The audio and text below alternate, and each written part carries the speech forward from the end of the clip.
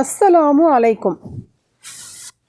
Abu Hurairah ரலியல்லாஹு அன்ஹு அவர்கள் கூறியதாவது, உயிர் பறிக்கும் வானவர் ஒருவர் நபி மூசா அலைஹிஸ்ஸலாம் அவர்களிடம் அனுப்பப்பட்டார். அவர் வந்தபோது மூசா அலைஹிஸ்ஸலாம் அவர்கள் அவரது கண் பிதுங்கும் அளவுக்கு அவரை அறைந்து விட்டார்கள்.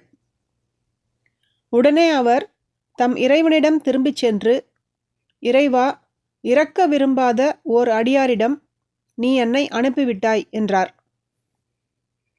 அந்த வானவருக்கு மீண்டும் கண்ணை கொடுத்த இறைவன், நீர் அவரிடம் திரும்பிச் சென்று அவரை ஒரு காளை மாட்டின் முதுகில் கையை வைக்கச் சொல்லி, அவரது கை எத்தனை முடிகளை மறைக்கின்றதோ அதில் ஒவ்வொரு முடிக்கு பகரமாக ஓர் ஆண்டு அவர் உயிர் வாழலாம் என்று கூறுவீராக என அனுப்பி வைத்தான்.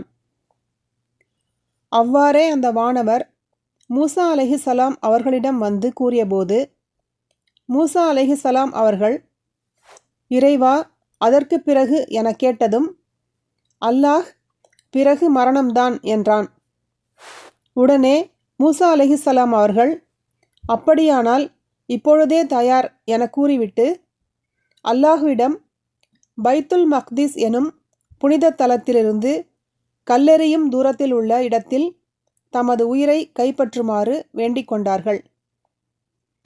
மேலும் அல்லாஹ்வின் தூதர் ஸல்லல்லாஹு அலைஹி வஸல்லம் அவர்கள் கூறும்போது, நான் மட்டும் இப்போது பைத்துல் மக்தஸில் இருந்தால் அந்த செம்மணற்குன்றுக்கு அருகில் சாலையோரத்தில் மூசா அலைஹிஸ்ஸலாம் அவர்கள் அடக்கப்பட்டிருக்கும் இடத்தை உங்களுக்கு காட்டியிருப்பேன் என குறிப்பிட்டார்கள்.